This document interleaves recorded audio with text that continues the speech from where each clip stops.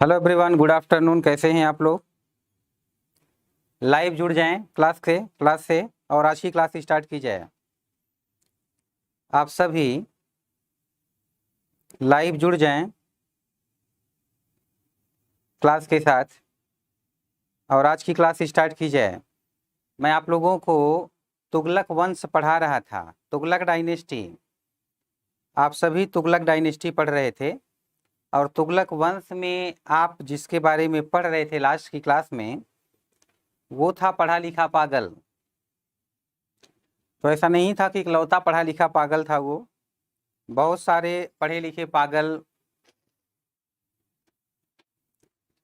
या यूं कहिए कि इस टाइटल के साथ बहुत सारे लोग घूमते टहलते रहते हैं। और ये टाइटल ऐसा है कि कोई किसी को भी दे देता है। इतिहास में देखा जाए तो ये इकलौता व्यक्ति है पूरे सल्तनत काल का जिसे पढ़ा लिखा पागल कहा गया। तो मेरी आवाज़ आप तक क्लियर पहुंच रही हो तो कमेंट करके बता दें एक बार, क्या आप सभी मुझे सुन पा रहे हैं? आप सभी मुझे सुन पा रहे हैं? मेरी आवाज़ आप तक पहुंच रही हो तो कमेंट में यस लिखें।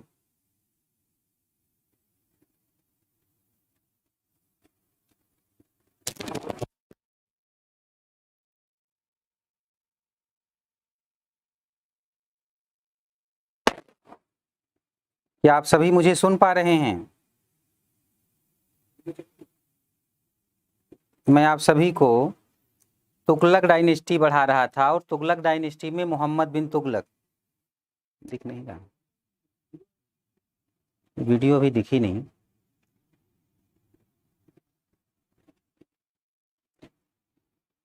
मोहम्मद बिन तुगलक यही पढ़ रहे थे आप सब। और आज मैं जिस शासक के बारे में पढ़ाने वाला हूं उसका नाम है फिरोज शाह तुगलक। मोहम्मद बिन तुगलक का चचेरा भाई था, मोहम्मद बिन तुगलक का चचेरा भाई था। ठीक है, अभी आप लोगों को देख पाया मैं और आपके कमेंट मुझे दिख नहीं रहे थे, तो एक बार आपका कमेंट मैं देख लूं, क्लियर हो जाए कि आप लोग मुझे सुन पा रहे हैं या नहीं। हाँ ठीक है, वॉइस मेरी क्लियर है, आप सभी मुझे सुन पा रहे हैं। चलिए आगे बढ़ते हैं। तो मैं आप लोगों को समझा रहा था मोहम्मद बिन तुगलक के बारे में और अब फिरोज शाह तुगलक पढ़ाने चल रहा हूँ। याद रखिएगा, जो कुछ मैं पढ़ाते जा रहा हूँ बहुत ही महत्वपूर्ण है, ये मैं बार बार आप लोगों से कहता हूँ। वो भी इसलिए कहता हूँ कि अपने हिसाब से आप आइडिया मत लगाइएगा ये टॉपिक महत्वपूर्ण है ये नहीं है। बस ये समझिए कि टीचर के पास इतना समय नहीं होता कि आपको अनावश्यक चीज़ें पढ़ा सकें। टीचर आपको वही पढ़ाएगा जो आपके लिए बहुत महत्वपूर्ण है। हम लोग की क्लास भी बैक टू बैक दिन भर में बहुत सारी रहती हैं, तो और एक लिमिट होता है सिलेबस के हिसाब से कि आपको इतने समय में जो महत्वपूर्ण मटेरियल है, जो आपका पूरा सिलेबस है, वो खत्म कर देना है हमें। तो आप लोगों को जो भी टीचर्स पढ़ाएं आप समझ जाइए कि बहुत महत्वपूर्ण है। टीचर के द्वारा बोली गई एक लाइन आपको पता होनी चाहिए, आपको याद होनी चाहिए। जिंदगी भर नहीं तो कम से कम एग्जाम क्लियर करने तक आपको पता हो। मैं आज की क्लास पढ़ाना शुरू करूं इससे पहले मैं आपसे जानना चाहता हूं, मुझे कमेंट करके आप लोग बताएं। प्रश्न को ध्यान से सुनिए फिर उत्तर दीजिएगा। मैं देखना चाहता हूं साथ ही साथ कौन तैयार करता हुआ चल रहा है हिस्ट्री, मेरे लेक्चर के साथ साथ कौन तैयारी कर रहा है कंटिन्यू। क्योंकि याद रखना एक लेक्चर पर डे यदि आप नहीं तैयार कर पाए तो बाद में बहुत सारे लेक्चर, बहुत सारे मटेरियल का पहाड़ होगा आपके सामने, और फिर आप एक साथ वो सब याद कर पाएं, ये सब पॉसिबल नहीं होता। एक लेक्चर पर डे आपको याद करना चाहिए, समझना चाहिए और इस तरीके से कमांड बनाते हुए आगे बढ़ना चाहिए। मैंने आपसे कहा था कछुआ चाल चलिए, खरगोश चाल नहीं, सधे हुए कदमों के साथ सफलता की तरफ। आप लोग मुझे ये बताएं, वो कौन सा सुल्तान था जिसके शासन काल में पहली बार दक्षिण भारत पर मुस्लिम आक्रमण हुआ? क्वेश्चन रिपीट कर रहा हूं, वह कौन सा सुल्तान था जिसके शासन काल में पहली बार दक्षिण भारत पर मुस्लिम आक्रमण हुआ? वह कौन सा सुल्तान था जिसके शासनकाल में पहली बार दक्षिण भारत पर मुस्लिम आक्रमण हुआ? सोच समझ के उत्तर दीजिएगा, ये जल्दबाजी बिल्कुल नहीं। विनीत श्रीवास्तव जी, गलत कर दिया आपने। मैंने कहा था सोच समझ के उत्तर दीजिएगा। पुष्कर जी लिख रहे हैं गाजी मलिक तुगलक, और विनीत श्रीवास्तव जी ने लिखा था अलाउद्दीन खिलजी। दो के दोनों उत्तर गलत हैं। यस सर, अच्छा ठीक है। रीति राय जी लिख रहे हैं खिलजी। बेटा खिलजी तो कई सारे थे, कौन सा खिलजी? ऐसे आंसर नहीं देना चाहिए कि सामने वाला समझ ही ना पाए कि आप किस खिलजी के बारे में बात कर रहे हो। आपका उत्तर हमेशा स्पष्ट होना चाहिए, चाहे वो पीटी का हो या मेंस का। आप सोच रहे होंगे पीटी का कैसा स्पष्ट उत्तर लिखना थोड़े नहीं है, तो कलर तो करना है ना। पता चला बी की जगह पर आपने सी कलर कर दिया तो कैसे होगा? अलाउद्दीन खिलजी, अलाउद्दीन खिलजी, अलाउद्दीन खिलजी, सारे लोग लिख रहे हैं अलाउद्दीन खिलजी। आप मिस्टेक कर गए। यही समस्या है। मैंने शुरू में ही आप लोगों से कहा था कि ये जो एक मानसिकता है कि कठिन से कठिन प्रश्न ढूंढो, कठिन से कठिन जो पॉइंट होता है उसको ढूंढो, वहीं से प्रश्न आएगा। अरे सबसे पहले जो महत्वपूर्ण चीजें हैं उसको पढ़ जाओ। आप इतना पढ़ लो, सिलेक्शन हो जाएगा। आधे से ज्यादा बच्चे तो अलाउद्दीन जलालुद्दीन खिलजी के बारे में जो महत्वपूर्ण बातें हैं उसको पढ़ने की बजाय ये ढूंढ रहे होते हैं कि अलाउद्दीन खिलजी का घोड़ा किस कलर का था, अलाउद्दीन खिलजी जो है वो दिन भर में कितने घंटे सोता था। ऐसे भी प्रश्नों का उत्तर लोग ढूंढते हैं। और फिर ये जब लोग इस तरह से ज्ञान की प्राप्ति करना चाहते हैं तो फिर भटकते रह जाते हैं, क्योंकि ऐसे ज्ञान का कोई मतलब भी नहीं होता। आपने ज्ञान प्राप्त कर लिया फिर भी कोई अर्थ नहीं निकलेगा। जो पढ़ो ढंग से पढ़ो, बहुत अच्छे से पढ़ो। मैंने बार बार कहा, मुझे बहुत ध्यान से सुनो। जो कुछ पढ़ा रहा हूं वहीं से घुमा करके प्रश्न कर लिया जाएगा और आप उत्तर नहीं दे पाएंगे तो फिर ये मेरे लिए भी दुख की बात होगी, आपके लिए भी। आप सभी लोगों ने लिखा है अलाउद्दीन खिलजी। मैंने कहा कि सुल्तान के समय पर पहली बार दक्षिण भारत पर मुस्लिम आक्रमण हुआ था तो वो बेटा जलालुद्दीन खिलजी था। जब जलालुद्दीन खिलजी सुल्तान था उसी के समय पर बिना उसकी परमिशन के अलाउद्दीन खिलजी ने दक्षिण भारत पर आक्रमण किया था। ये बात मैंने आपको समझाई है। क्योंकि दक्षिण भारत पर अलाउद्दीन खिलजी का आक्रमण बड़ा ही मशहूर है, क्योंकि अलाउद्दीन खिलजी दक्षिण भारत पर आक्रमण करने वाला पहला मुस्लिम आक्रमणकारी था। ऐसे में आप लोग अलाउद्दीन खिलजी बोल गए। अच्छा सोच करके देखिए, अभी मैं आपका टीचर हूं और बहुत उम्र नहीं है मेरी, बट आप लोगों का जो क्वेश्चन पेपर सेट करते हैं वो बुजुर्ग प्रोफेसर होते हैं। जब मुझे पता है कि मैं आपसे कहां कहां गलतियां करवा सकता हूं तो आप सोच करके देखिए कि उन बुजुर्ग प्रोफेसर को तो अच्छे से पता होगा आप कहां मिस्टेक करेंगे और किस लेवल की तैयारी किया हुआ लड़का कहां गलती करेगा, ये उन्हें अच्छे से पता होता है। तो अब समझ पाए आप लोग? समझ पाए मैं क्या प्रश्न कर रहा था? क्या आप लोग समझ पाए मैं क्या प्रश्न कर रहा था? आप लोग समझ पाए मैं क्या प्रश्न कर रहा था?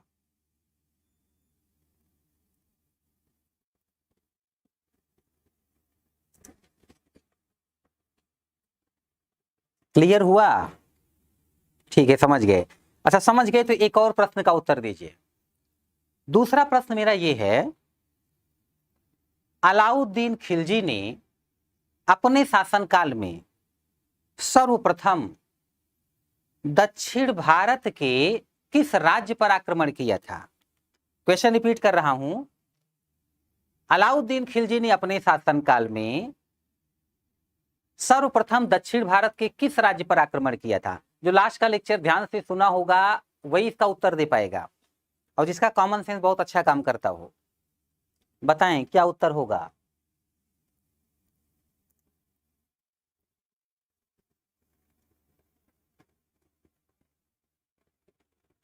बताएं क्या उत्तर होगा?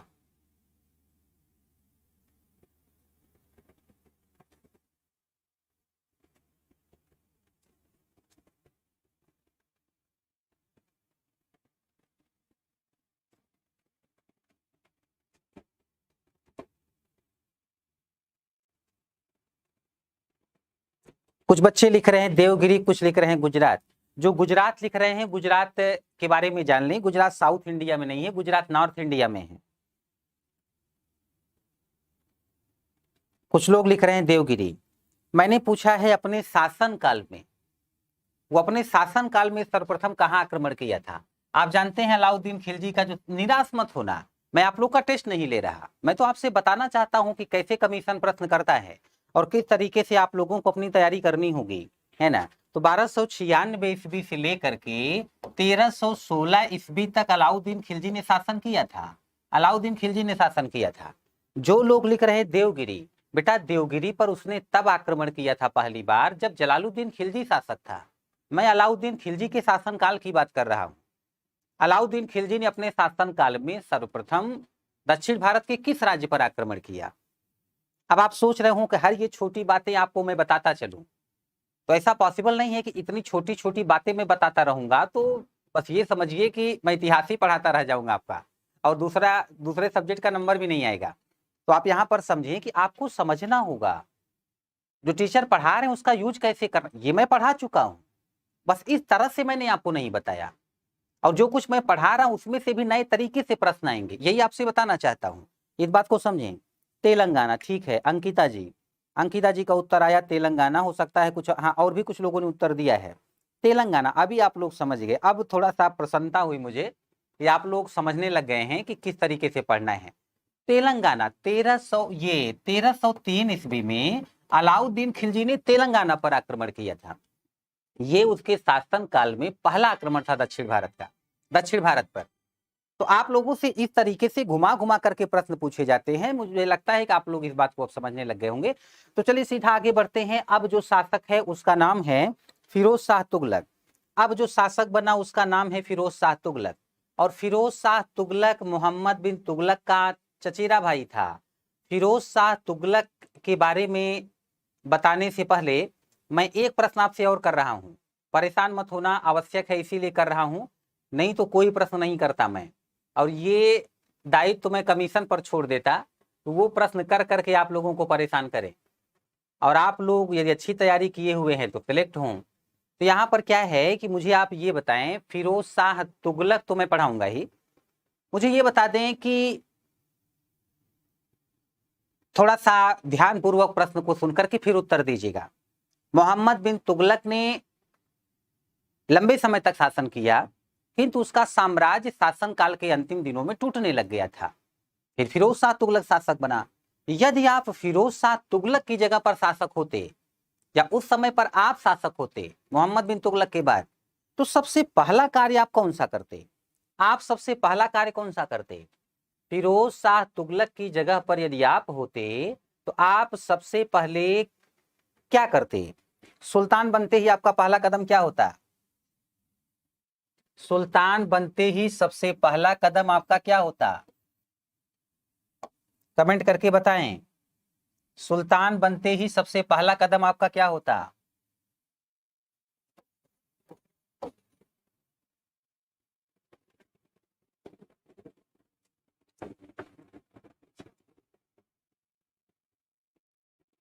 स्टेट को फिर से कंबाइन करना। निधि अग्रहरी जी, बहुत बढ़िया उत्तर है, बहुत बढ़िया उत्तर है, बिल्कुल यही उत्तर है। मैं ज्यादातर लोगों की देख रहा हूं कमेंट आ रहे हैं, लेकिन क्योंकि मुझे तुरंत ही सही उत्तर मिल गया इसलिए कंटिन्यू कर देता हूं मैं। जो राज्य टूट रहा हो उस राज्य को संभालो सबसे पहले, आप साम्राज्य को संगठित बनाओ। क्योंकि एक क्षेत्र यदि आपके साम्राज्य से अलग हुआ तो दूसरे क्षेत्र के लोगों का भी कॉन्फिडेंस बढ़ जाता है, फिर तीसरे क्षेत्र के लोगों का भी कॉन्फिडेंस बढ़ जाएगा, फिर आपका साम्राज्य टूट जाएगा। सबसे पहले चाहिए कि टूटते हुए साम्राज्य को बचाया जाए। बट फिरोज शाह तुगलक ने ऐसा नहीं किया। फिरोज शाह तुगलक जैसे ही शासक बना, यह ऐसा व्यक्ति है जिसको लगता था, क्योंकि इसके चचेरे भाई को लोग पागल कहते थे, तो ये तो अपने आप को पागल कहलवाना नहीं चाहेगा। ऐसे में इस व्यक्ति ने बहुत सारे कार्य ऐसे किए। अच्छा दूसरी बात समझिए, मैंने कहा था आपसे कि जो भी शासक होता था उसके दरबार में जो विद्वान रहते थे या उसके राज्य में जो विद्वान रहते थे, जब वो कोई भी बुक लिखते तो शासक को ध्यान में रखते हुए, ये ध्यान में रखते हुए कि शासक नाराज ना हो जाए, इसीलिए शासक को प्रसन्न करने के लिए उसी प्रकार से किताबें लिखी जाती थी। एग्जाम्पल, अमीर खुसरो ने अलाउद्दीन खिलजी को प्रसन्न करने के लिए पद्मावती जी और अलाउद्दीन खिलजी के बारे में एक कल्पना करके प्रेम कहानी लिख डाली। इसी तरीके से यदि मुस्लिम शासक है और उसका इतिहासकार भी मुस्लिम है तो वह व्यक्ति मुस्लिम्स के सपोर्ट में ज्यादा लिखेगा, हिंदुओं के सपोर्ट में नहीं। उस समय के हिसाब से बता रहा हूं। यदि कोई मुस्लिम शासक के दरबार में विद्वान रहता है तो मुस्लिम शासक की प्रशंसा लिखेगा, कमी नहीं। मुस्लिम शासक की जीत पर व्याख्या करेगा, जीत पर लिखेगा, हार पर नहीं। ऐसा होता था।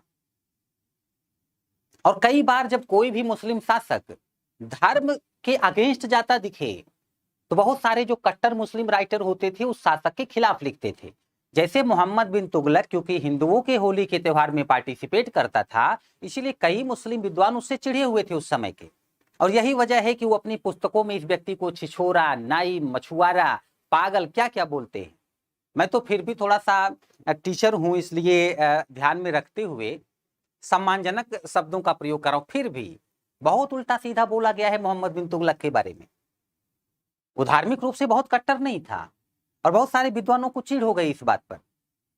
अब जो फिरोज शाह तुगलक है वो चाहता है कि हमारे अपने लोग हमसे खुश रहें, जिससे मोहम्मद बिन तुगलक का जो हस्र हुआ वो मेरा ना हो। अब आप यही देख लीजिए, दिल्ली के सुल्तानों में सबसे पहला सुल्तान था मोहम्मद बिन तुगलक, जो आपको दिखा कि हिंदुओं के होली के त्योहार में पार्टिसिपेट कर रहा है। मतलब कहीं ना कहीं से मैंने कहा था कि वो ये मान रहा है कि भारत के हिंदू हो या मुस्लिम हो, क्योंकि अब उसका शासन है तो लोग उसके हैं।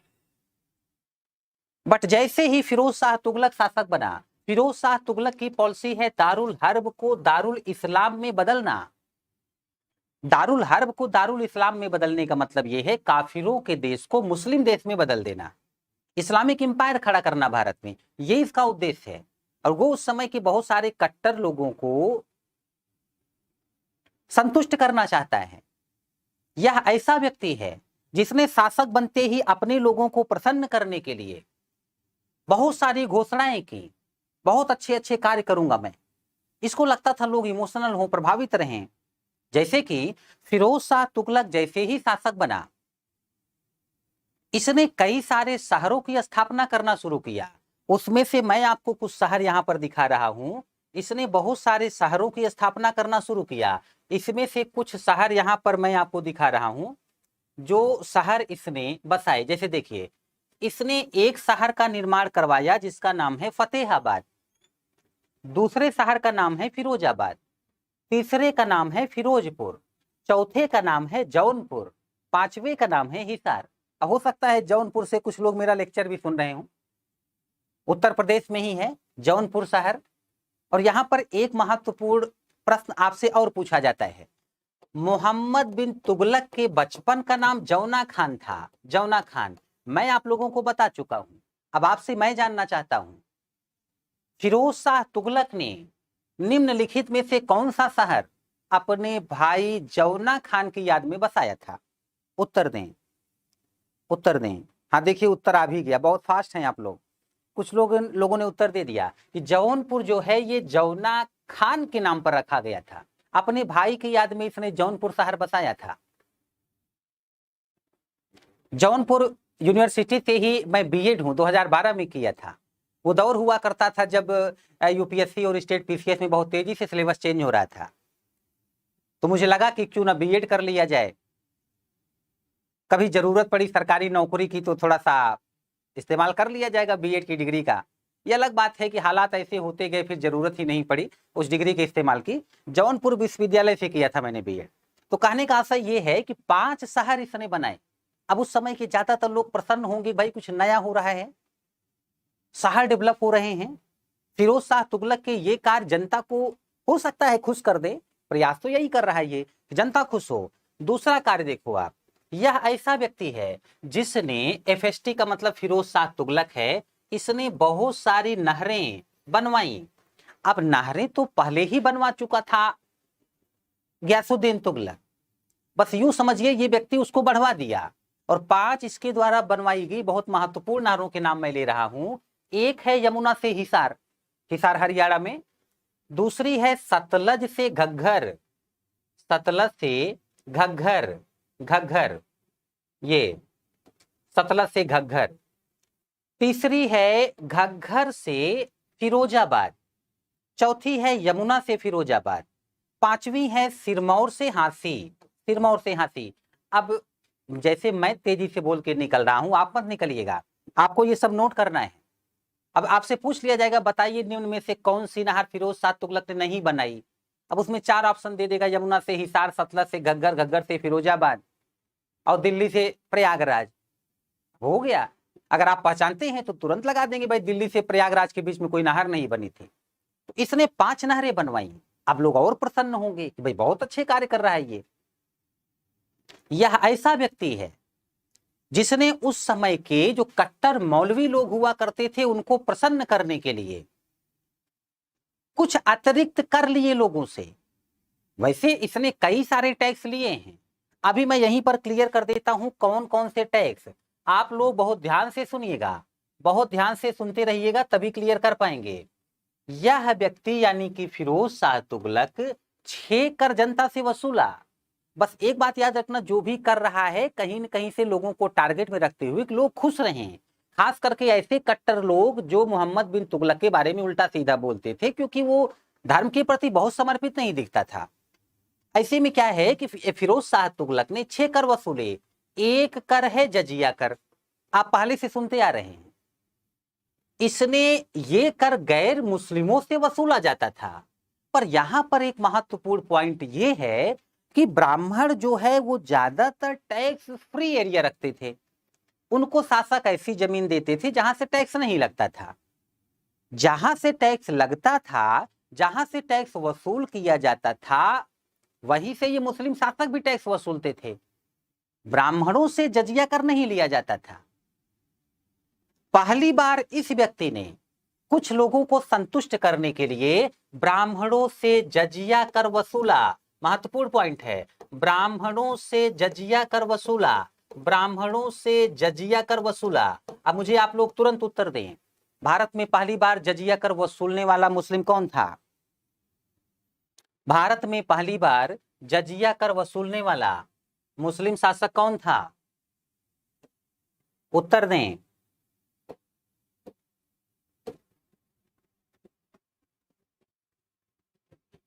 बताएं कौन था वो? हाँ बिल्कुल, कासिम था। और पहली बार ब्राह्मणों से जजिया कर वसूलने वाला मुस्लिम शासक कौन है? देखिए प्रश्न थोड़ा सा बदल गया। पहली बार ब्राह्मणों से जजिया कर वसूलने वाला मुस्लिम शासक कौन था? अब उत्तर दें। जो कुछ मैं बता रहा हूं ध्यान से सुना करिए। बहुत ही कम समय में ऐसा मैटर आपको पढ़ा दूंगा कि आप मध्यकालीन इतिहास में खुद को सुरक्षित महसूस करेंगे। कोई भी प्रश्न पूछा जाएगा आराम से उत्तर दे ले जाएंगे। कुछ क्वेश्चन डायरेक्ट होगा, कुछ इनडायरेक्ट होगा, अगर तो आप कॉन्सेप्ट अच्छे से सुनिए और आप उसका भी उत्तर दे ले जाएंगे। तो हाँ, तुगलक, किसी ने लिखा है मोहम्मद बिन तुगलक, फिर कुछ ने लिखा है तुगलक, नहीं ऐसे मत लिखिए, FST है, फिरोज शाह तुगलक। फिरोज शाह तुगलक ने लिया। अच्छा दूसरा देखिए, एक और कर है जिसे जकात कर कहा जाता था। यह कर 2.5% मुस्लिमों से लिया जाता था और मुस्लिमों के ही धार्मिक कार्य पर खर्च कर दिया जाता था। यह जकात कर है। तीसरा कर है खराज कर, यही कर मुख्य कर था, यह कर मुख्य कर था। और एक बात और बोलने जा रहा हूं मैं, ध्यान से सुनिए। जो ये खराज कर है उसी में जजिया कर इंक्लूड करके लिया जाता था पहले से, मोहम्मद बिन कासिम के समय से। उसके बाद से खराज कर में जजिया कर मिक्स रहता था। पहली बार खराज कर से जजिया कर को अलग किया फिरोज शाह तुगलक ने। यह पॉइंट भी आप याद रखना। ये इसका जो चौथा कर है यह है खुम्स कर, ये लूट का कर था। जैसे सेना कहीं पर लूटती है, घरों में घुस घुस करके सोना चांदी लोगों से लूटती है, तो उसमें क्या होगा कि 1/5 या मतलब ये समझिए कि 5 भाग में बांटो उसे, तो 1 भाग सुल्तान का हो गया, बाकी 4 भाग सेना में बट जाता था। तो सेना भी उत्साह से लूटेगी कि भाई जितना मिलेगा उसमें हमारा हिस्सा होगा। यह व्यक्ति लूट का कर भी लेता है जिसे खुम्स कर कहा जाता है। इसके अलावा एक और कर है हक ए सर्ब कर, यह इरिगेशन टैक्स से सिंचाई कर 1/10 लगता था। पहली बार भारत में नहरें बनवाने वाला शासक कौन था? उत्तर दें। पहली बार भारत में नहरें बनवाने वाला शासक कौन था? उत्तर दीजिए। पहली बार भारत में नहरें बनवाने वाला शासक कौन था? नहीं, आप लोग उत्तर देने में जल्दबाजी कर जा रहे हैं, इसलिए समस्या में आ रहे हैं आप। देखते हैं कोई सही उत्तर देता है कि नहीं। हाँ, एक उत्तर सही आया है, ये है सिद्धार्थ जी का। ये गयासुद्दीन तुगलक, बिल्कुल गयासुद्दीन तुगलक ने पहली बार नहरें बनवाई थी। और अब मैं आपसे पूछ रहा हूं तो उत्तर दें कि पहली बार सिंचाई कर लेने वाला मुस्लिम शासक कौन था? पहली बार सिंचाई कर लेने वाला मुस्लिम शासक कौन था?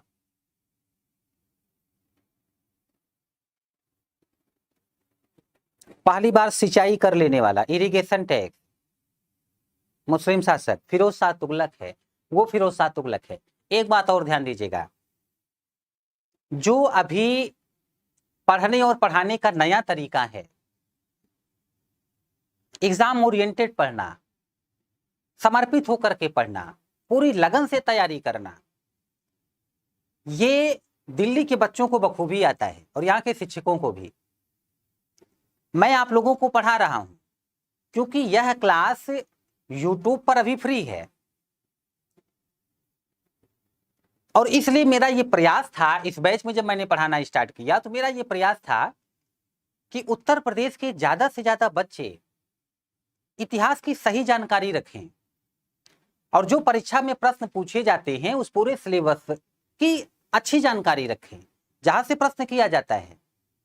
मैं थोड़ा सा डिफरेंट तरीके से इतिहास इसलिए पढ़ाता हूं जिससे आप लोगों को इतिहास में क्या हुआ है उसका वास्तविक ज्ञान हो सके, वरना इतिहास के बारे में गलत लिखने वाले, गलत बोलने वाले भरे पड़े। और जैसा कि मैंने कहा, बहुत कम समय में आपको बहुत कुछ पढ़ा दूंगा मैं। और एक अच्छे शिक्षक और एक अच्छे स्टूडेंट की यही पहचान होती है, कम से कम समय में ज्यादा से ज्यादा गेन करना, ज्यादा से ज्यादा पढ़ना और कम से कम समय में ज्यादा से ज्यादा पढ़ा देना, वो भी सरलता के साथ। आसान कार्य नहीं होता ये, लेकिन सीखना पड़ेगा आपको। तो आपको ये करना है कि आप लोग तो पढ़ ही रहे हैं, इसके अलावा आप लोगों के फ्रेंड हों, रिलेटिव हों, आप लोग भी प्रयास करिए कि उनको भी इन लेक्चर से लाभ मिले। जो आपको अच्छे टीचर्स पढ़ा रहे हैं, आप अपने साथियों को भी इससे लाभान्वित करें।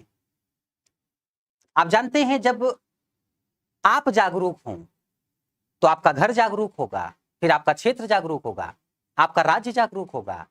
और जब व्यक्ति जागरूक हो जाए, शिक्षित हो जाए, समझदार हो जाए, उस व्यक्ति का, उस देश का भला होने में टाइम नहीं लगता। इसीलिए शिक्षा बहुत जरूरी है। लेकिन आज भी देखिए, शिक्षा का जो सही स्तर है, डिग्री लेने वाले भरे पड़े, पर जानकारी के नाम पर बहुत सारे लोग, अब मैं कमेंट नहीं करना चाहता कि क्या कंडीशन होती है, तो आप लोग भी ये कार्य करें, ज्यादा से ज्यादा लोग इससे लाभ ले सके, ये प्रयास करिएगा। क्योंकि ऐसा पहले नहीं हुआ कि मुखर्जी नगर से कोई टीचर पढ़ा रहा और आप लोग यहाँ से डायरेक्ट वहां बैठ करके लाइव पढ़ रहे हैं। और आपको इन जो ये कक्षाएं चल रही हैं, आपको इसका महत्व अभी भले ना पता चले, जब आप एग्जाम देना शुरू करेंगे तो आपको अच्छे से इस क्लास का महत्व पता चल जाएगा कि सर लोगों ने क्या पढ़ाया हुआ था। तो आप लोगों को ये कार्य करना है ना। तो मेरी क्लास बेटा वैसे 1:30 PM से लेकर के 3 PM तक होती है ना। तो आप लोग इसमें जो थोड़ा सा भला करिए। उत्तर प्रदेश में मैंने देखा हुआ है कि बहुत सारे बच्चे इस मानसिकता के होते हैं कि मेरा भला हो जाए पर दूसरों का ना होने पाए, वरना क्या पता इनका भला हो जाए तो मैं पीछे रह जाऊं। ऐसा मत सोचो, जिस दिन सबका भला होगा आपका भला अपने आप हो जाएगा। महात्मा गांधी के बारे में आपने पढ़ा होगा, सबके कल्याण में अपना कल्याण निहित है, इस बात को समझिए आप।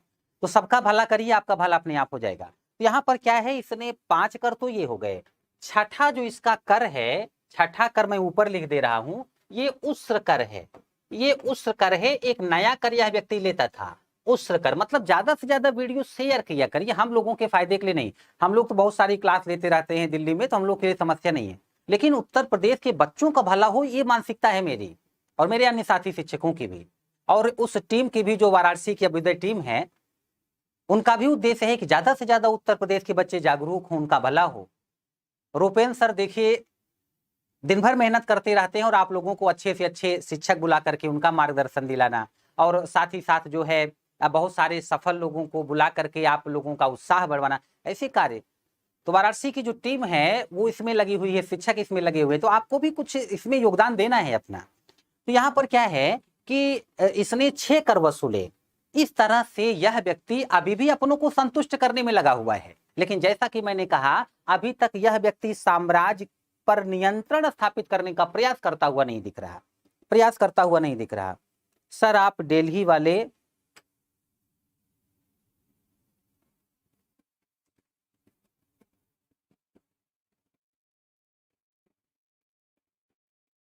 अच्छा अजीत पांडे जी, बात तो सही है, लेकिन जब हम लोग सुधरेंगे तभी तो लोग सुधरेंगे, है ना।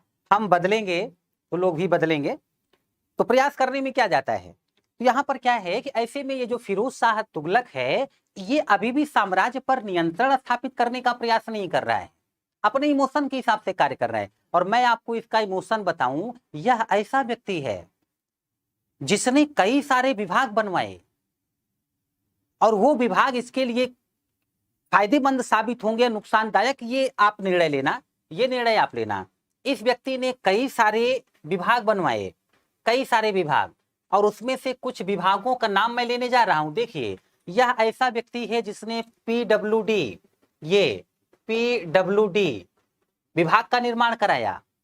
पीडब्ल्यूडी विभाग, लोक निर्माण विभाग। अब इतनी सारी नहरें बनवा रहा है, शहर बनवा रहा है, तो पीडब्ल्यूडी होना चाहिए।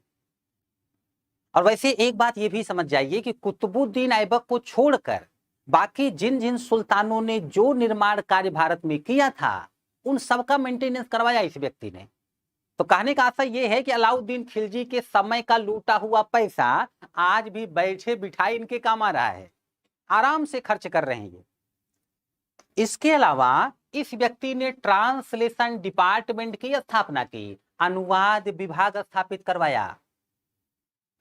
1300 अथवा 300 संस्कृत की पुस्तकें थी उस समय पर, और इन पुस्तकों का ये एक व्यक्ति ने अनुवाद किया इसी के समय पर, दलाइले फिरोज शाही नाम से, दलाइले फिरोज शाही नाम से इस व्यक्ति ने इन पुस्तकों का अनुवाद करा दिया। ये जो पुस्तकें हैं बेटा, ये नक्षत्र और दर्शन से इनका संबंध है। इन पुस्तकों का संबंध नक्षत्र और दर्शन से है। अनुवाद विभाग बनवाया, ऐसे कार्य करवा रहा है ये, इससे भी आगे बढ़ गया। वैसे यह पहला ऐसा व्यक्ति है जिसने खुद अपनी ऑटोबायोग्राफी लिखी है। इसकी आत्मकथा का नाम था फुतुहाते फिरोज शाही। पूरे सल्तनत काल का पहला मुस्लिम शासक है जिसने अपनी ऑटोबायोग्राफी लिखी, आत्मकथा, फुतुहाते फिरोज शाही नाम से। इसने एक विभाग बनवाया, दीवाने खैराती विभाग। ये ऐसा विभाग है, आपने सुना होगा खैरात मतलब दान। यह विभाग मुस्लिम लड़कियों की शादी में और हॉस्पिटल वगैरह में पैसे देता था, लोगों की मदद के लिए दीवाने खैराती विभाग की स्थापना किया। दान विभाग इससे भी आगे बढ़ गया, मतलब पैसे खर्च करने में बहुत आगे है, कोई नियंत्रण नहीं है इसका। यह ऐसा व्यक्ति है जिसने अपने समय में एक और विभाग बनवाया, उसे कहा गया है दीवाने बंदगान विभाग। मैं यहां पर लिख रहा हूं, यहां पर दीवाने बंदगान विभाग। इसने दीवाने बंदगान विभाग बनवाया, दीवाने बंदगान विभाग।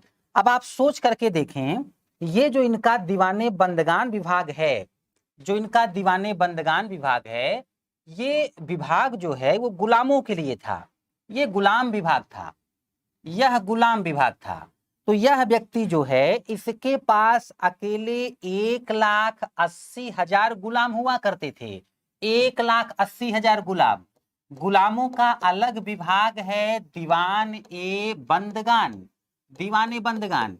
यह विभाग गुलाम विभाग है, मतलब गुलामों का विभाग। अब आप सोच करके देखें, 1,80,000 गुलाम का ये कर क्या रहे थे?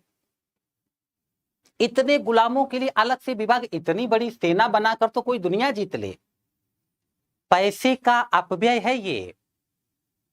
दीवाने बंदगान विभाग बना करके दासों के लिए भी कार्य करवा रहे हैं, ये खूब सारा पैसा खर्च कर रहे हैं, पर साम्राज्य पर नियंत्रण स्थापित करने का प्रयास अभी भी नहीं दिख रहा। इन्होंने हद तो तब कर दी जब लोगों को प्रसन्न करने के लिए ये पहले ऐसे सुल्तान हैं जिन्होंने घूस व्यवस्था को प्रोत्साहित किया। जैसे कि मैं आपको बताऊं, इसके समय में आर्मी में वैकेंसी निकलती। अब सोच करके देखो कि आर्मी में लोग भर्ती हो रहे हैं, ये कहीं दूर बैठा हो। आर्मी में भर्ती होने के समय पर कुछ लोगों का रिजेक्शन हुआ, वो फिट नहीं थे या कोई और समस्या थी। रिजेक्टेड लोगों को ये अपने पास बुलाता था और उनको बुला करके फिर उनसे कहता था कि एक काम करो आप, मैं आपको पैसा देता हूं, सोने चांदी की मोहरें आप पॉकेट में रखो, ले जा करके उस ऑफिसर को दे दो जिसने आपको रिजेक्ट किया। आप पैसा दोगे तो वो ऑफिसर आपको सिलेक्ट कर लेगा। अब सोच करके देखो, जब सुल्तान ही करप्शन को सपोर्ट कर रहा है तो ऑफिसर कैसे होंगे। और जिस देश की शासन व्यवस्था ही भ्रष्ट हो गई, उसका पतन होने में कितना समय लगेगा।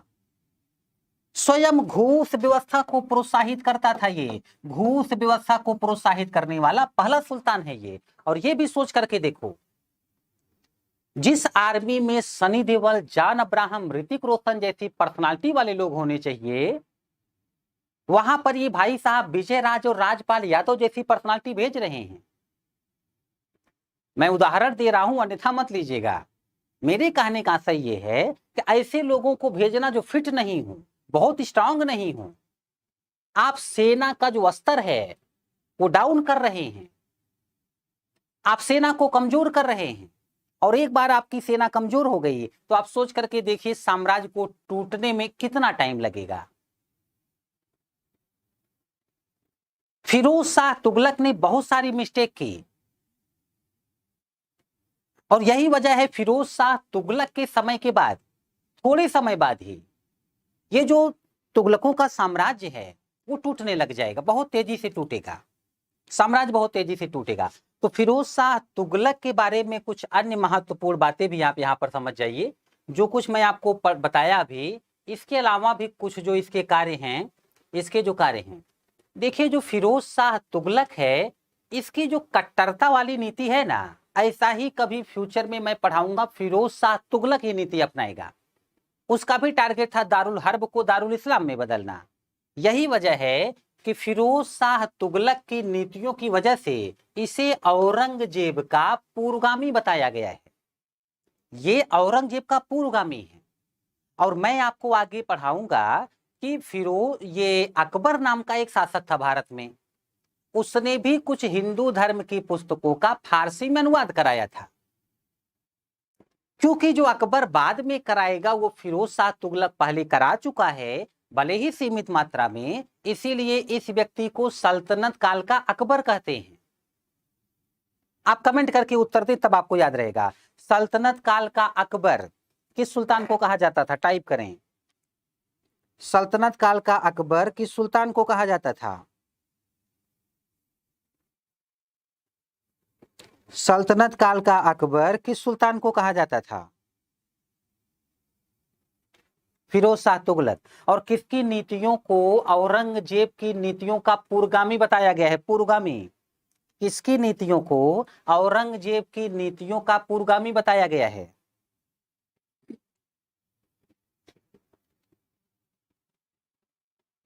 किसकी नीतियों को औरंगजेब की नीतियों का पूर्वगामी बताया गया है? फिरोज शाह तुगलक। एक बार फिर क्लियर कर रहा हूं मैं, यदि मैं चाहूं तो मेडिवल हिस्ट्री इतना इंटरेस्टिंग तरीके से पढ़ा दूं कि आप जिंदगी भर भूल नहीं पाएंगे और आपको इतना आसान लगेगा कि आप सोच भी नहीं सकते कि हिस्ट्री सब्जेक्ट इतना आसान होता है। लेकिन मैं बहुत अधिक समय ना लेते हुए आपको कम से कम समय में बहुत सारगर्भित मटेरियल दे रहा हूं, क्योंकि एक कंप्यूटर समझो एक मिशन पर होता है और जब तक वो सिलेक्ट ना हो जाए उसे व्यर्थ की किसी बात पर समय नहीं अपना व्यतीत करना चाहिए, समय नहीं खर्च करना चाहिए। जो मैं पढ़ा रहा हूं उसका उद्देश्य ये है कि मैं पूरी मेहनत से जितने महत्वपूर्ण पॉइंट हैं आपके लिए सब पढ़ा दूं आपको। आप लोग एक बार मुझे सुने, मेरे द्वारा समझाए गए कॉन्सेप्ट को समझें, फिर जो मैं पढ़ाता हूं उसको नोट कर लें, फिर आंख बंद करके आप उसका मनन करें, रिवीजन करें, फिर प्रीवियस ईयर सॉल्व करें, और ऐसे में आपकी कमांड हो जाए अपने सिलेबस पर इस स्टेप को मानना पड़ेगा, इसी पर चलना पड़ेगा। पहले सुनो, फिर लिखो, फिर सोचो।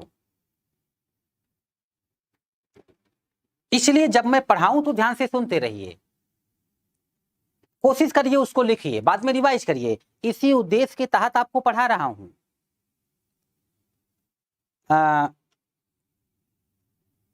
प्लीज सर पढ़ा दीजिए। क्या पढ़ा दूं बेटा, मैंने कमेंट देखा नहीं आपका। फिरोज शाह तुगलक को औरंगजेब का पूर्वगामी कहा जाता है। हाँ, उसकी नीतियों का पूर्वगामी, औरंगजेब की नीतियों का पूर्वगामी कहा गया है।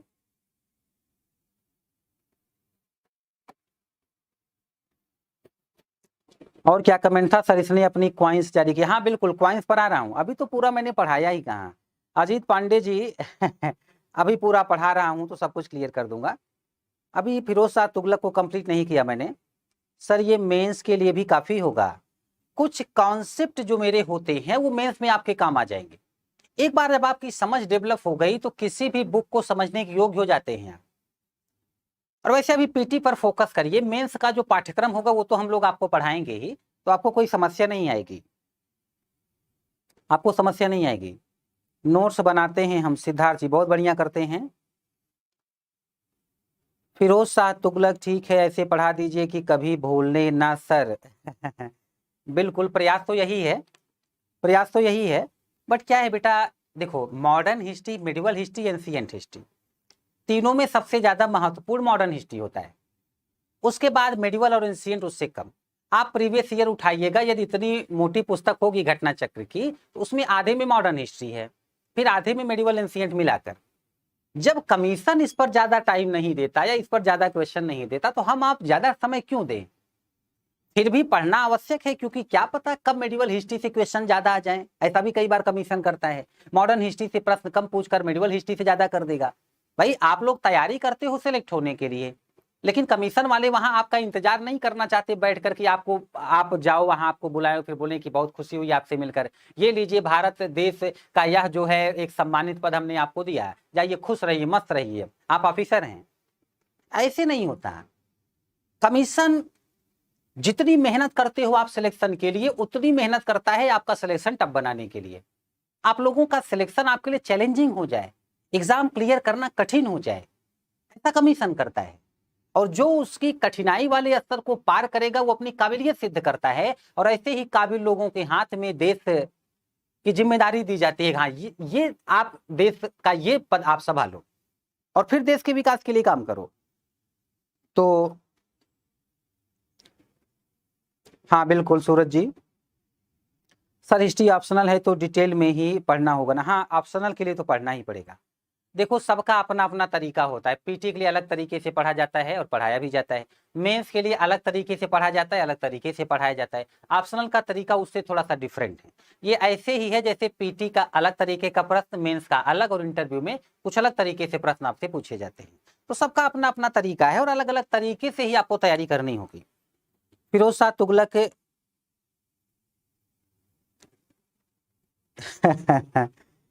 फिरोज शाह तुगलक की तरह नहीं, नहीं बिल्कुल फिरोज शाह तुगलक की तरह बिल्कुल नहीं करेगा सुमन जी। अतुल कुमार जी लिख रहे हैं उस सरकार एक एक्स्ट्रा टैक्स था, वो बस लोगों से पैसा वसूलने के लिए, है ना? तो चलिए मैं आप लोगों को आगे पढ़ाता हूं, नहीं तो आपको भी लगेगा कि सर आज पढ़ाने से ज्यादा ज्ञान देने पर फोकस कर रहे हैं। वैसे ये भी आवश्यक है, मैं ऐसा नॉर्मली करता नहीं, सिर्फ पढ़ाने पर फोकस करता हूँ। फिर भी बीच बीच में जहां मुझे लगता है, जैसे आपके कुछ प्रश्न देखकर यदि मुझे लग गया कि आप लोग लाइन से भटक रहे हैं, जो पढ़ना चाहिए वो ना पढ़ करके कुछ ऐसी फर्जी चीजें पढ़ना चाहते हैं जो आपके काम नहीं आने वाली, तब थोड़ा सा ज्ञान देना आवश्यक होता है। वरना हम लोग तो ऐसे हैं कि मेडिवल हिस्ट्री पढ़ाते रह जाएंगे और आप पढ़ते रह जाओगे और 100 घंटे तक यही चलता रहेगा। तो सबसे महत्वपूर्ण चीजें पढ़नी है। हिस्ट्री ऑप्शनल अच्छी स्कोरिंग करता है सर? बेटा हर सब्जेक्ट स्कोरिंग होता है, बस प्रदर्शन करने वाला बच्चा चाहिए। जैसे राजा होते थे, अब छोटे छोटे क्षेत्र के राजा होते थे, सवाल यह है क्या वो राजा पूरा भारत नहीं जीत सकते थे? जीत सकते थे, बस उनको चंद्रगुप्त मौर्य जैसा होना चाहिए था। आप अगर बेहतर तैयारी करते हैं, अच्छा लिखते हैं, तो हर सब्जेक्ट स्कोरिंग है। ये तो भूल जाइए ये सब्जेक्ट स्कोरिंग है, ये नहीं है, ऐसा कुछ नहीं होता। हर सब्जेक्ट लेकर के टॉप करने वाले लोग भरे पड़े हैं। कौन सी नीतियां औरंगजेब से मिलती हैं फिरोज शाह तुगलक की?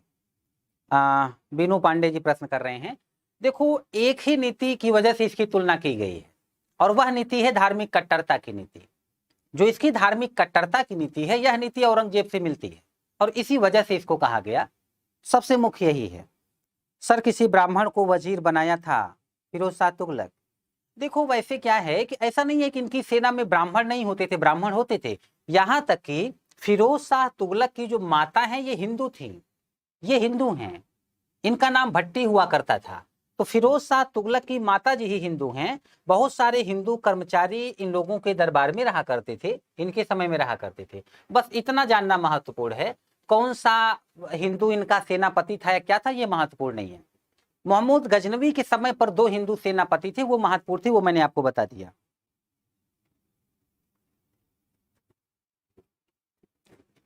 UPSC education motivation ji, thank you. तो चलिए आगे बढ़ते हैं। हक ए सर्व क्या है? ये एक सिंचाई कर था, कृष्णा गौतम जी, ये एक सिंचाई कर था, इरिगेशन टैक्स, हक ए सर्व। चलिए, मुझे लगता है आगे बढ़ना चाहिए। तो यहाँ पर क्या है कि फिरोज शाह तुगलक ने ये कुछ महत्वपूर्ण कार्य किए हैं, और जैसा कि मैंने कहा बहुत सारा कर वसूला इसने। और एक कार्य और, मैं आपसे बार बार कह चुका हूं कि बंगाल दिल्ली से दूर पड़ता था, वहां के लोग बार बार विद्रोह करते थे, या कई बार बंगाल में विद्रोह पहले भी हुए थे। यहाँ पर देखो, फिरोज शाह तुगलक के समय में भी बंगाल में विद्रोह हुए। इसने बंगाल में आक्रमण किया, और वहां एक जगह पड़ती थी पांडुआ, पांडुआ का नाम बदल करके रख दिया फिरोजाबाद। और एक और जगह पड़ती थी इकदाला, इकदाला का नाम रख दिया आजाद नगर। आपसे पूछा जाता है बंगाल के किस प्लेस का नाम चेंज करके फिरोज शाह तुगलक ने आजाद नगर रख दिया था? तो वो है इकदाला, वो इकदाला है। 2 पॉइंट यहां से। फिरोज शाह तुगलक के यदि कुछ अन्य कार्यों की बात करूं मैं, तो फिरोज शाह तुगलक ने कुछ निर्माण के कार्य किए हैं, मैंने आपको बताए। कुछ और भी निर्माण कार्य समझ लीजिए। इस व्यक्ति ने फिरोज शाह कोटला का निर्माण किया, यही दिल्ली में है। फिरोज शाह कोटला का निर्माण किया, यहीं पर दिल्ली में है, दिल्ली में है। तो यहां पर क्या है, अच्छा ममता जी, तो यहां पर क्या है कि ये फिरोज शाह तुगलक ने फिरोज शाह कोटला का निर्माण करवाया। अभी क्रिकेट स्टेडियम है ये। और इस व्यक्ति ने अटाला मस्जिद का निर्माण करवाया। जौनपुर में ही एक मस्जिद है अटाला मस्जिद, इस व्यक्ति ने अटाला मस्जिद का निर्माण करवाया था।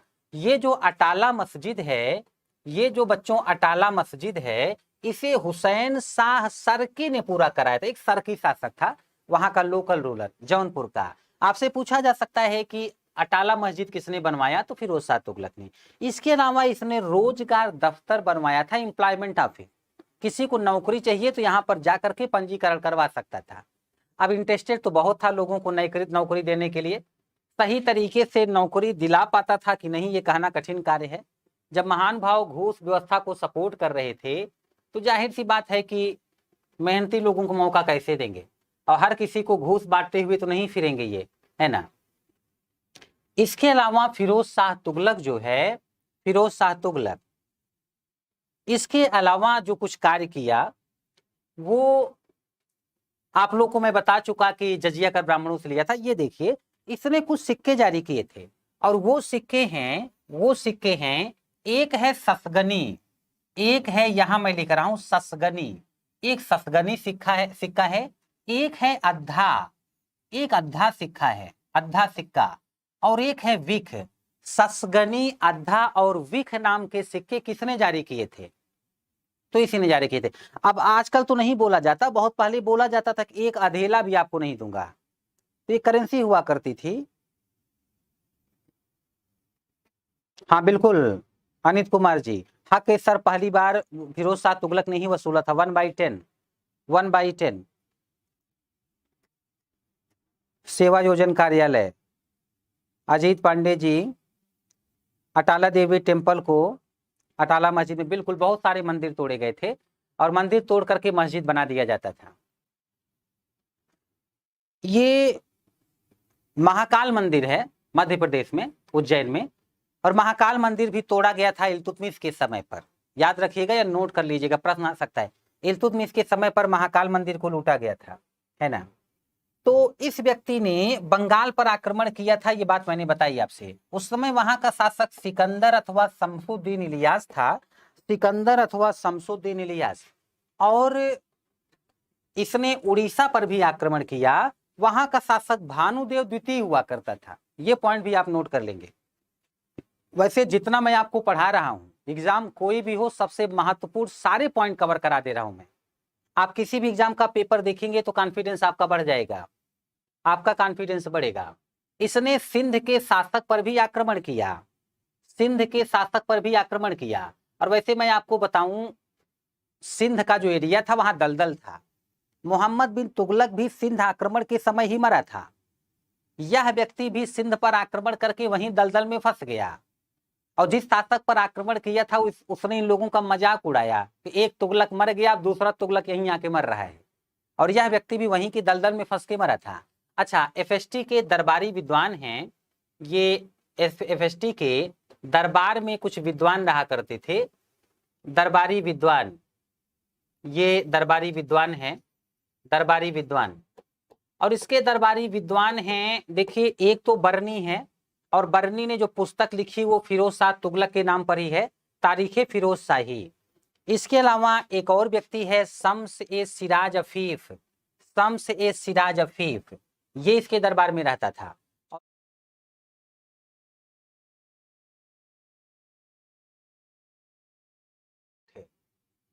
अशोककालीन दो अभिलेख थे, दोनों अभिलेखों को यही व्यक्ति दिल्ली लेकर के आया था। दिल्ली से बाहर थे ये, फिरोज शाह तुगलक ही दिल्ली लेकर के आया था।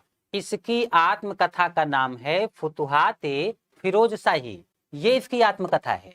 इस तरीके से फिरोज शाह तुगलक जो है वो काफी समय तक शासन करके, साम्राज्य को कमजोर करके, पैसे का बहुत सारा मिसयूज करके, या यूं कहो खजाना खाली करके मर गया। यहां तक क्लियर? यहां तक क्लियर? कोई डाउट हो तो बताएं। यहां तक जो कुछ मैंने समझाया क्लियर हो तो बताएं, फिर मैं आगे बढ़ जाऊं। यहां तक जो कुछ मैंने समझाया सब क्लियर है? यहां तक जो कुछ मैंने समझाया सब क्लियर है? कोई डाउट हो तो बता दें। कोई डाउट यहां तक? सब कुछ क्लियर है? वीडियो ऑफ हो गया था।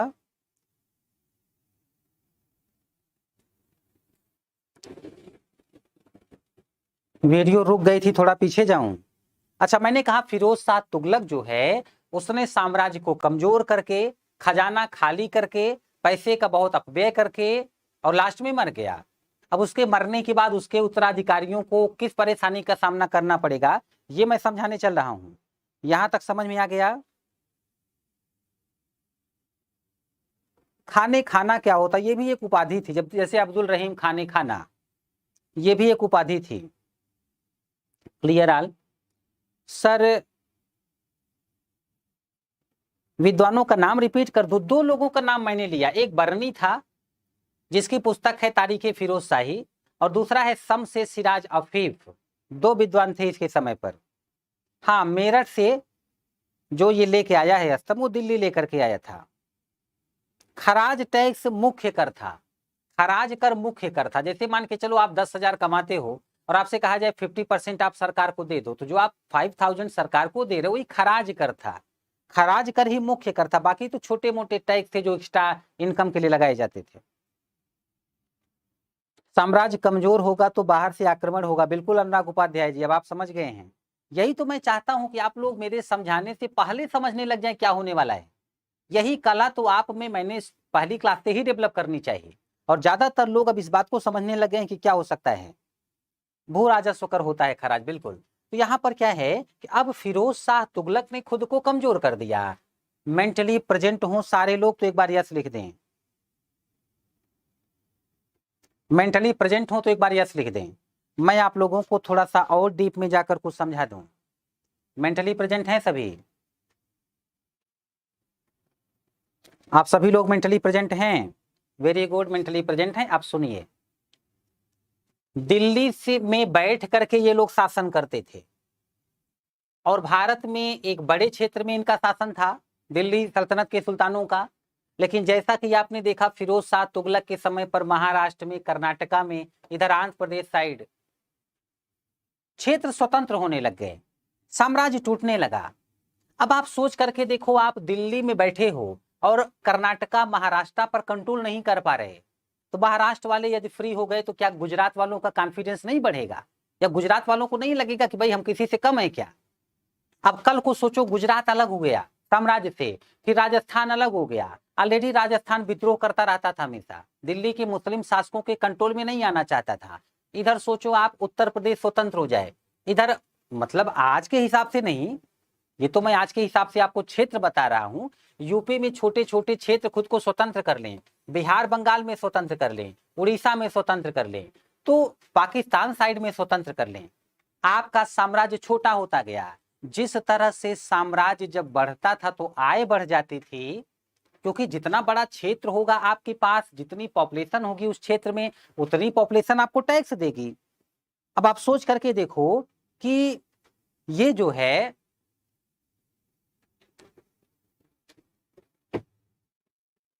अब इनका क्षेत्र इनके हाथ से जा रहा था, साम्राज्य टूट रहा था, तो अब इनकी आमदनी कम पड़ने लग गई, आमदनी कम होने लगी। और जब इनकी आमदनी कम होने लग गई तो शासक अपने आप कमजोर हो जाएंगे। अब प्रमाण देखो आप, फिरोज शाह तुगलक के मरने के बाद, फिरोज शाह तुगलक के मरने के बहुत समय के बाद, अब बहुत समय क्या, मरते ही जो इसका उत्तराधिकारी शासक बना, जो इसका उत्तराधिकारी शासक बना है वो शासक है यहाँ पर यह व्यक्ति गियासुद्दीन तुगलक सेकंड। ध्यान से सुनना, गियासुद्दीन तुगलक सेकंड जो है ये शासक बना 1388 टू 1389 तक। कुछ ही समय में इसका शासनकाल खत्म।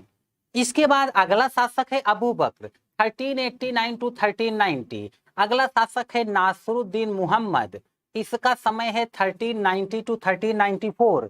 एक बात अच्छे से समझ लीजिए कि जब शासक जल्दी जल्दी चेंज होने लग जाएं तो समझ लेना कि अब साम्राज्य खत्म हो जाएगा और शासक बहुत कमजोर हैं।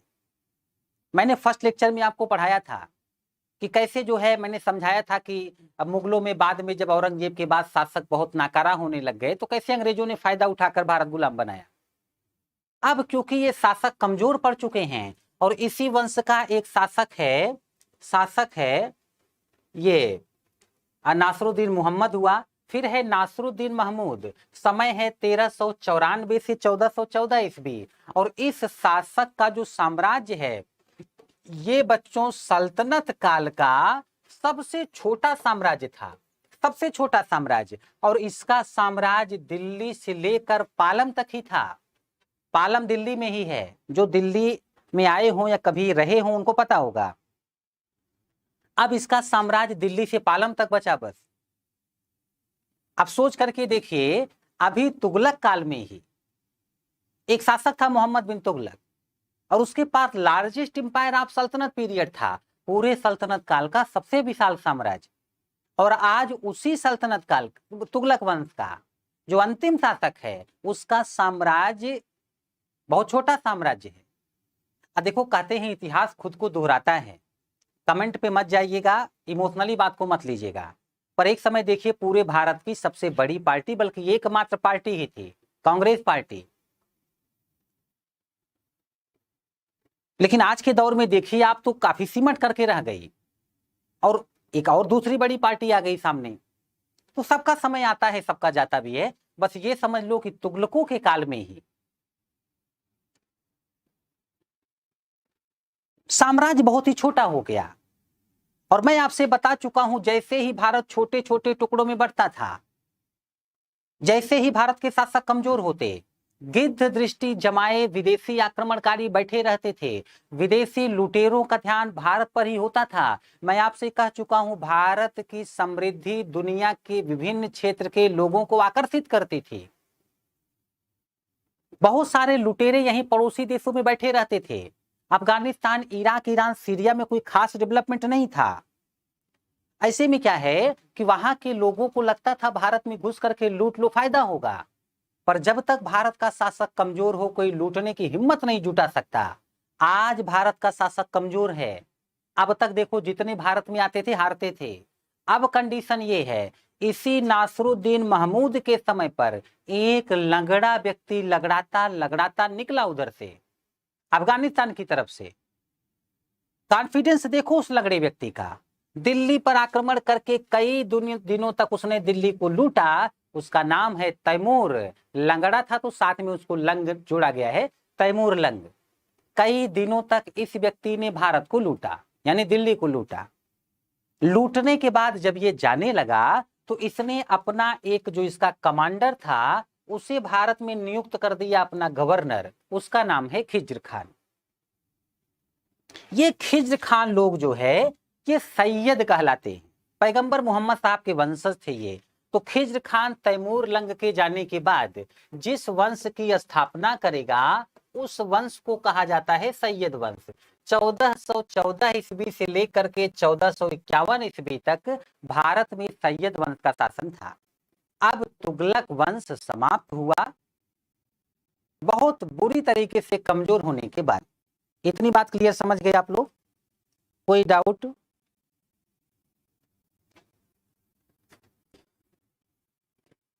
किसी बच्चे ने लिखा है राम राम, आपको भी राम राम। शायद वही बद्दुआ आज प्रशांत जी कह सकते हैं। वाइस क्या प्रॉब्लम आ रही है? आवाज क्लियर पहुंच रही है आप तक? यहां तक कोई डाउट हो तो बता दें। हम लोग फिर वहीं आ गए जहां से शुरू किए हुए थे। भारत छोटे छोटे टुकड़ों में बटा हुआ था। उसके बाद मुस्लिम आक्रमणकारी भारत पर आक्रमण करके फिर सफलता अर्जित किए। आज फिर वहीं पहुंच गए। अब भारत फिर छोटे छोटे टुकड़ों में बट गया। अब फिर नए नए विदेशी आक्रमणकारी आकर भारत को लूटेंगे। इसका मतलब वॉइस ब्रेक हो रही है। 1 मिनट चेक करता हूं।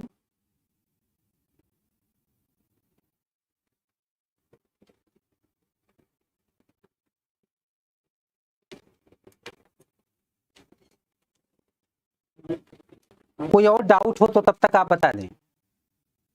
आपका क्या? कोई और डाउट हो आपके पास, कुछ पूछना चाहते हो तो पूछ लीजिए।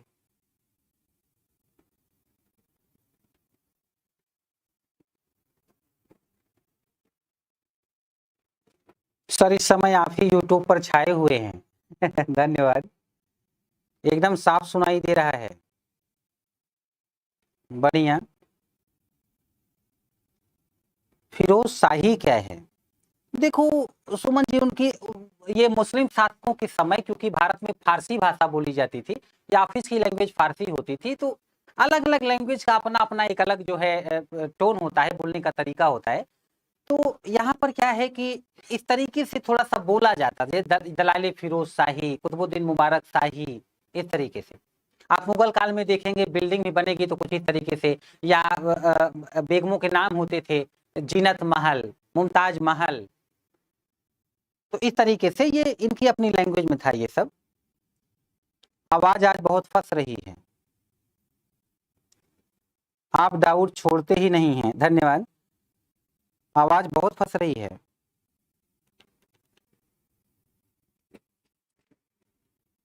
सर आपका अपना कोई, अच्छा दीपक सिंह जी, ऐसी कुछ चर्चा यहाँ पर नहीं कर सकता मैं।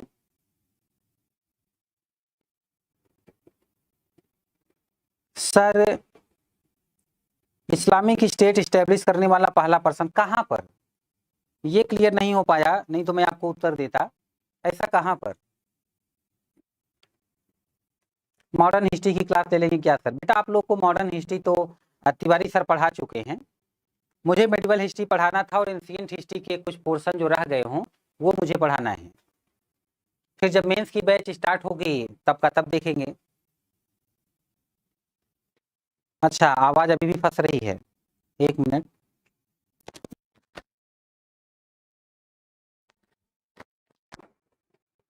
आप बताएं, अभी क्लियर जा रही है? आपकी वॉइस क्लियर जा रही है?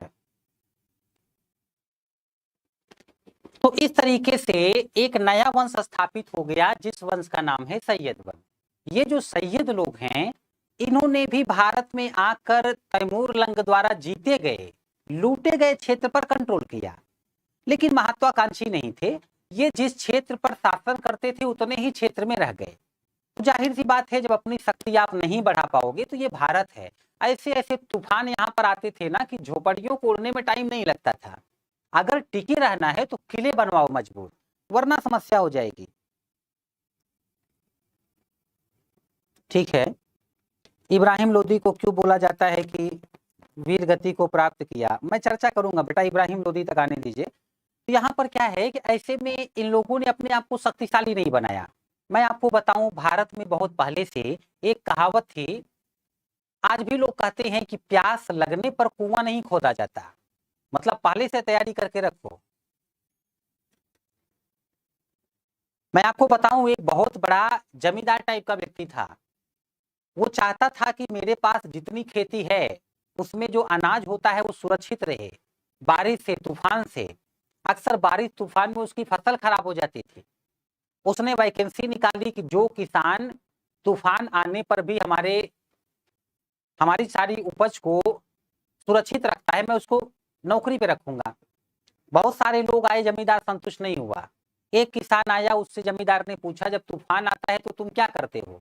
किसान ने कहा मैं सोता हूं। तो समझ नहीं पाया कि ये तूफान आने पे सोएगा तो मेरा काम क्या करेगा। किसान ने कहा एक बार आप अवसर दो बस। और जमींदार ने नोटिस किया कि जब तूफान आने की जरा सी संभावना दिख गई, जो किसान पारखी था वो समझ गया, उससे पहले ही वो सारे सामान जो तूफान बर्बाद कर सकता था वो सुरक्षित रख दिया उस किसान ने, और फिर चैन की नींद सो रहा था। यदि आप अदूरदर्शिता दिखाओगे तो समस्या में पड़ोगे। ऐसा भारत के लोगों के साथ हुआ। अब जो मुस्लिम शासक हैं भारत में वो भी ये लापरवाही करने लगे हैं। और आप देखिए ये जो सैयद वंश है, ये लोग जो सैयद हैं ये पैगंबर के वंशज थे। इस वंश का जो संस्थापक था उसका नाम है खिज्र खान। 1414 से 1421 ईस्वी तक था, लेकिन अपने आप को पावरफुल बनाने का विशेष प्रयास नहीं किया। दूसरा है मुबारक शाह, 1421 से 1434 ईस्वी तक इसने मुबारकाबाद शहर बसाया। उसके बाद है, अच्छा, मुबारक शाह के ही दरबार में एक विद्वान रहता था याहिया बिन अहमद सरहिंदी। याहिया बिन अहमद सरहिंदी किसके दरबार में था? तो मुबारक शाह के। और इसके बाद यदि मैं बात करूं तो अगला, अच्छा, सरहिंदी ने ही एक किताब लिखी है तारीख मुबारक शाही, तो मुबारक शाह के ऊपर ही है तारीख मुबारक शाही। इसके बाद जो शासक बना है सैयद वंश का वो है मोहम्मद शाह, 1434 से 1400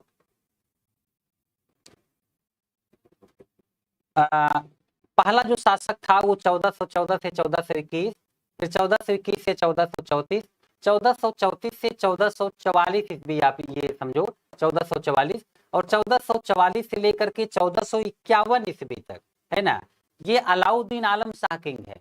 और अलाउद्दीन आलम शाह का शासनकाल समाप्त करके एक व्यक्ति ने नए वंश की स्थापना कर डाली। ये थोड़ा सा महत्वपूर्ण है। अब आप लोगों को जो कुछ मैं पढ़ाने वाला हूँ वो आप पढ़ेंगे लोधी वंश के बारे में। लोधी वंश जो बहुत महत्वपूर्ण तो नहीं है बट थोड़ा बहुत है। लोधियों ने भी वही मिस्टेक की। सर अंतिम शासक की समाप्ति पर बद्दुआ वाला सेंटेंस बोला करें। मुझे तो लगा कि अब तक आप लोग समझने लग गए होंगे, अब तक आप लोग समझने लग गए होंगे। 1434 से 1443, बेटा अलग अलग बुक में अलग अलग मिलता है, 1444 है ये, है ना। तो ठीक है, ज्यादा नहीं बचा है, थोड़ा सा ही है, तो आप लोग सुन लीजिए, थोड़ा सा ही लेक्चर बचा है। तो बद्दुआ तो मिल ही रही थी, बद्दुआ मिल रही है तभी तो हंस ये है। अच्छा, लोधी वंश का जो संस्थापक है इसका नाम हुआ करता था बहलोल लोधी। तो नाम बड़ा ही अच्छा है, भारत के लोग इसके नाम का मजाक उड़ाते रहे होंगे। 1451 से 1489 ईस्वी तक इसका शासनकाल था। यह व्यक्ति अफगानिस्तान का रहने वाला था, अफगानिस्तान। तो ये अफगान शासक है। वैसे तो खिलजी लोग भी अफगानिस्तान के थे और भी लोग गजनी जैसे लोग, लेकिन अफगानिस्तान मूल के थे ये लोग, इसीलिए इसको प्रथम अफगान राज्य का संस्थापक मानते हैं भारत में। ध्यान से समझना। सर प्लीज साइड हो जाएं, करिए, स्क्रीनशॉट लेना होता है। अच्छा अच्छा, बहुत बढ़िया, स्क्रीनशॉट आप लोग ले लिया करिए। तो यहाँ पर क्या है कि अफगानिस्तान का रहने वाला था, इसने प्रथम अफगान शासन की स्थापना की थी भारत में। ये बात ध्यान में रखना, अफगानों की साहूकेल शाखा से बिलोंग करता था। यह व्यक्ति अफगानों की साहूकेल शाखा से बिलोंग करता था। बहलोल लोदी का एक कार्य और है और महत्वपूर्ण है। जो बहलोल लोदी है, इसने जौनपुर पर कंट्रोल किया। अब आप सोच करके देखो, यदि दिल्ली से निकलकर जौनपुर पर अटैक किया, तो यहां से दिल्ली से जौनपुर 650-700 किलोमीटर की दूरी पर तो होगा ही। मेंस कभी ऑनलाइन पढ़ाई जाएगी, बहुत मुश्किल है, मुझे लगता है तब तक तो ऑफलाइन क्लासेस आपकी खुल जानी चाहिए। तो जौनपुर पर कंट्रोल करने का मतलब है कि एक बड़ा अच्छा एरिया जहां उत्पादन बहुत अच्छा था, कृषि का उत्पादन, वो बहलोल लोदी के कंट्रोल में। अब एक व्यक्ति ने क्या किया, एक सिक्का भी जारी किया। वैसे भी जो साम्राज्य बढ़ाता था या नए साम्राज्य बनाता था, वो अपना सिक्का जारी करता था। इस तरीके से बहलोल लोदी ने थोड़ा सा पावर अपनी बढ़ा ली।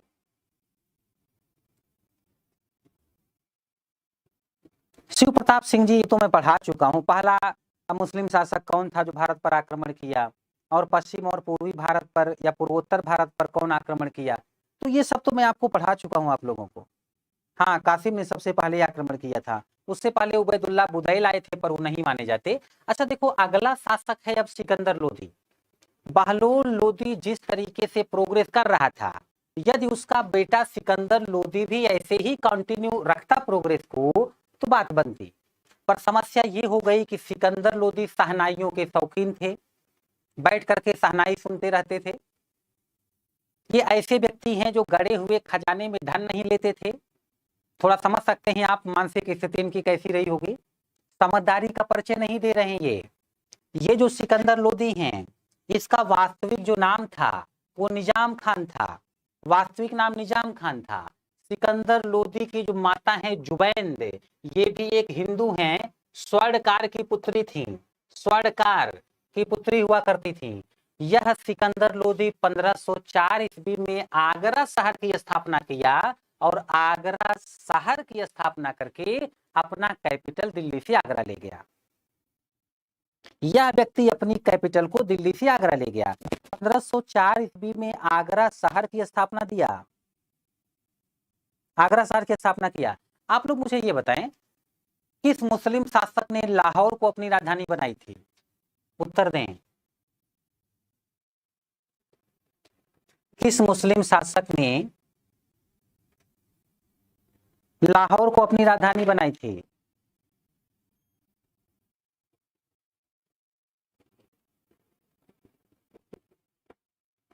अनुराग उपाध्याय जी लिख रहे हैं, सर जौनपुर को मोहम्मद बिन तुगलक ने स्थापित किया था, ऐसा एक बुक में। गलत है बेटा, ऐसा नहीं है। मोहम्मद बिन तुगलक की याद में फिरोज शाह तुगलक ने स्थापित किया था। ऐबक, किस मुस्लिम शासक ने पहली बार दिल्ली को अपनी राजधानी बनाया, या लाहौर से दिल्ली राजधानी लाने वाला मुस्लिम शासक? लाहौर से दिल्ली राजधानी लाने वाला मुस्लिम शासक, अब उत्तर दें।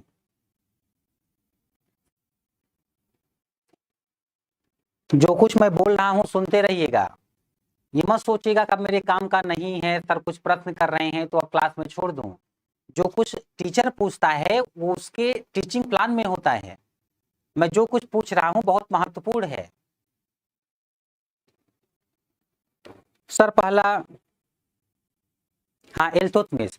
और बताइए, दिल्ली से आगरा राजधानी ले जाने वाला मुस्लिम शासक, दिल्ली से आगरा राजधानी ले जाने वाला मुस्लिम शासक, आप लोग बहुत सही उत्तर दे रहे हैं। दिल्ली से आगरा राजधानी ले जाने वाला मुस्लिम शासक,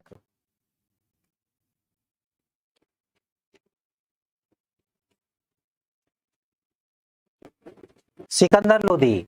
सही उत्तर, सिकंदर लोदी। तो यह व्यक्ति एक और कार्य किया था, इसने भूमि माप का एक नया पैमाना बनवाया था। जैसे एक गज होता है, मीटर होता है, फीट होता है, इसने गज ए सिकंदरी नाम का पैमाना बनवाया था। इसके बाद जो अगला शासक है वो है इब्राहिम लोदी। और इब्राहिम लोदी बेचारे ऐसे हैं, जैसे एक कहावत है उत्तर प्रदेश में कि सर मुड़ाते ही ओले पड़े, बस वैसी कहानी है।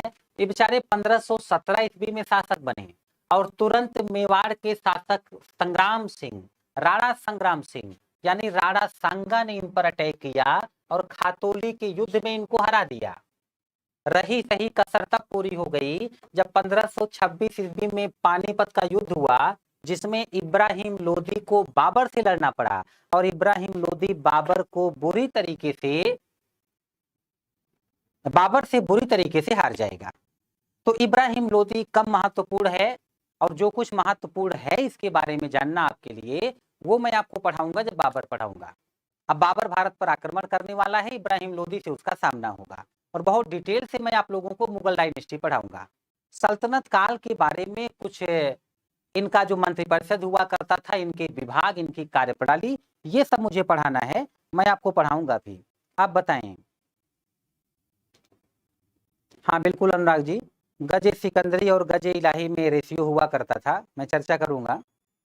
सर हम ऑफलाइन क्लास में नहीं हैं और आपसे ही मेंस पढ़ना चाहते हैं। अच्छा ठीक है, आप लोग को अवसर मिलेगा, निश्चिंत रहें। मुगल साम्राज्य की स्थापना, बिल्कुल सृष्टि जी, अब मुगल वंशी आपको पढ़ाया जाएगा। थोड़ा सा सल्तनत कालीन प्रशासन पढ़ाने के बाद, बिल्कुल अनुज जी आप सही लिख रहे हैं। मेरा लेक्चर आप सुने, बीच से जुड़ रहे हैं लेक्चर के साथ तो भी सुने, लेकिन इतना करिएगा कि पुराने जितने लेक्चर मैं पढ़ा चुका हूं जो यूट्यूब पर है, आप क्रम से देखिए, क्योंकि मेरा एक एक लेक्चर अलग अलग नहीं होता। पहले लेक्चर से कनेक्ट करते हुए, कंटिन्यू करते हुए मैं आगे बढ़ाऊं। आप सीक्वेंस से सुनेंगे फर्स्ट लेक्चर से मेरा लेक्चर, तभी अच्छे से समझ पाएंगे। और फिर कह रहा हूं, एक बार मेडिवल हिस्ट्री जो मैं पूरा पढ़ाने वाला हूं आपको, एक बार आप उसको विधिवत तरीके से पढ़ गए तो मेडिवल हिस्ट्री में फिर आपको प्रॉब्लम नहीं आने वाली। अगर कोई प्रश्न आ भी जाता है जो आपने नहीं पढ़ा, तो कॉमन सेंस लगाइएगा, कॉन्सेप्ट के हिसाब से सोचिएगा, उत्तर दे ले जाएंगे आप। कृष्णा जी लिख रहे हैं सिकंदर लोदी के समय पे ही नानक जी ने सिख धर्म की स्थापना की। बिल्कुल नानक जी इनके समकालीन थे। इब्राहिम लोदी को क्यों बोला जाता था कि वो वीर गति को प्राप्त किया, ये जब मैं बाबर पढ़ाऊंगा तब समझाऊंगा, जब बाबर पढ़ाऊंगा तो आपको समझा दूंगा। Thank you for great lecture Ajit Pandey ji. War area में डेथ हुआ था, हाँ बिल्कुल सूरज कुमार जी, कुछ ऐसी ही सीन है। चलिए ठीक है, आज क्योंकि ये टॉपिक खत्म होता है, थोड़ा सा जो बचा हुआ है इसमें, और प्लस सीधा सीधा ये जो मुगल वंश है डिटेल से मैं आप लोग को पढ़ाऊंगा। आज की क्लास में बच्चों यहीं तक, मिलेंगे नेक्स्ट क्लास में। धन्यवाद।